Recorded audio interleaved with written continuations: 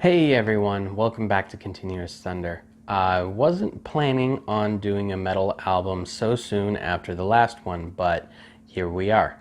Now, I did promise that I wasn't going to do another progressive metal album, and this is definitely not progressive metal. So what is this? This is the new album from Grand Magus called Wolf God, out now on Nuclear Blast Records. Grand Magus are a Swedish metal trio who have been around for quite a while, and they've sounded like quite a few different things over the course of their career. But one thing that kind of unifies them is that throughout all of this, their sound has definitely pulled inspiration from things like classic heavy metal, like original heavy metal that would inspire a lot of modern stoner rock, epic doom metal, and power metal. And it all comes together into a genre that I personally call epic power doom metal. It's not official, it's just something I came up with based on this, but it seems to fit pretty well whenever you listen to their stuff. I mean, what other conclusions can you draw when bands like Candlemass and Visigoth are counted among your similar artists? Wolf God is the band's 9th album, and it's actually the first one that I've ever heard from them. I'd never even really heard of this band until this album came out. And not to put too much out there on the table right up front, but it kind of seems like I picked a really bad time to come into them. But I should try to say something at least a little bit nice about it before I get too far. And I will say that there are a handful of tracks on this album that actually sound really good. A lot of things about this album, it's probably one of the best recorded albums that Grand Magus has ever put out. The guitars sound great, the bass sounds good, the drums sound good most of the time. More on that later. And a handful of the tracks have really solid riffs. They're written really well. They're nice, big, power metal-y, choruses, very inspiring, just very big, chest-thumping, Viking, Norse, Scandinavian power metal with the low end of more doom-oriented or sludge bands. And when you talk about a combination of doom metal and power metal, I mean, man, just sign me up. Those are two of some of my favorite brands of metal whenever they're done really well. A couple of the good tracks are great motivational powerhouses and absolutely should be on your workout playlist. Songs like Glory to the Brave and Untamed in particular are a lot of fun and would be excellent for, a good running playlist or lifting weights. But things quickly start to go downhill from there.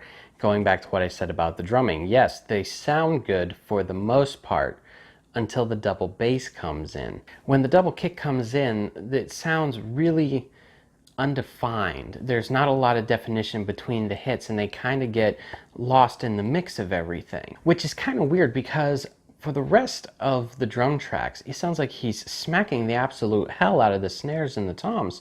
But when it comes to the double kick on the bass, it sounds like he's hitting a much softer. It's like he's got pillows on his kick drum. And going along with that, yeah, he's hitting the drums really hard, but the drums a lot of the time just sound really lazy. It sounds like someone took faster power metal songs and it's almost like a slower tempo rehearsal. It's like they were practicing these for a show or something, and they're practicing at a slower tempo, and they're going to work their way up to the faster speed, and they never quite got to that faster speed. There are a couple moments where the drums actually, sound like they have some purpose and there's some extra power behind them rather than just hitting them really hard. And one of those moments in particular is the last track on the album, Untamed, which is kind of ironic because it sounds like everyone in the band woke up just in time for the album to be over. And speaking of people sounding lazy on this album, there are moments where the vocalist sounds like he's just plain bored. Now, I know the vocalist of this band, he has a very unique voice. He has this unique vibrato to his voice that comes in at certain moments and everything, and it's not your typical power metal or even doom metal vocal, but there's just sometimes where there's no conviction behind it. He sounds like he's just being very relaxed and laid back in moments where he really shouldn't be. There's even on the song Dawn of Fire, there's moments where he actually cries out, "Fire!" Like someone saying, "Fire the cannons," or whatever. And there's no push behind it. There's no conviction. It sounds like he's just saying it to say it. And very unfortunately, this laziness across the vocals and the drums plagues more than half of this album. Even in songs that don't sound so lazy from the beginning, where you have a bit more energy in your riffs and your verses, are hamstrung by really bad choruses. Songs like Spear Thrower in particular start out very strong, but the chorus is just bad. And then the song He Sent Them All to Hell has a really weak and flat chorus where the chorus itself is just repeating the line, He sent them all to hell. Now, I will give him some points for some self-awareness on that song in particular, because the second chorus is just saying the line once and then it's followed up by the guitar solo.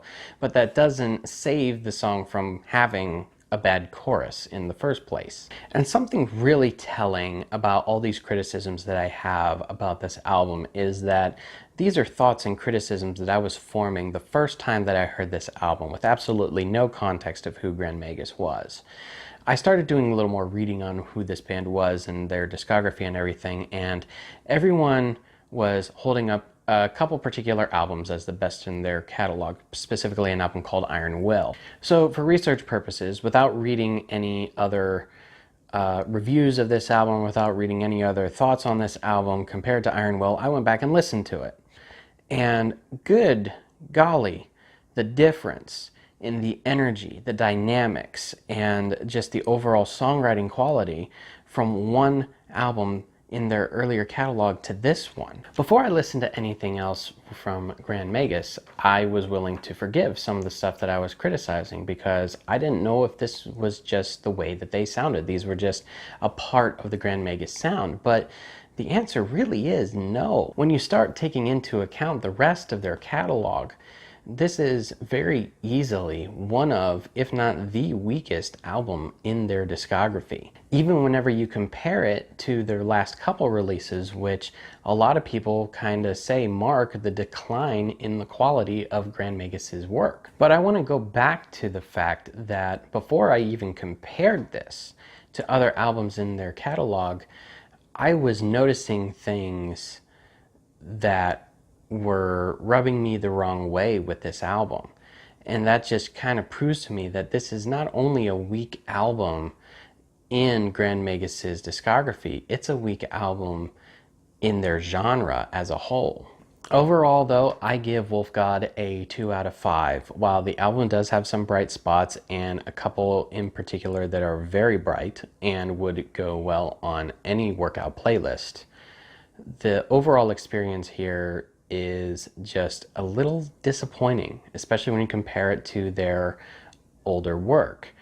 Everyone involved just seems kind of like they're starting to get bored with it. The drums sound lazier, the vocals sound really relaxed and laid back when they should have a bit more punch and urgency. Everything just pales in comparison to other things in their catalog, even other albums that are not widely regarded the best in their catalog. But that's going to do it for this round of Continuous Thunder. I'd like to know your thoughts. Did you listen to this album? Did you like it? Did I get it right? Did I get it wrong? Go ahead and leave those thoughts down in the comments. You can also leave suggestions for the next thing that I should review. A quick reminder that you can follow this channel on Twitter at CT Music Review. A link to that will be down in the description. Thanks again for watching, and I'll see you next time.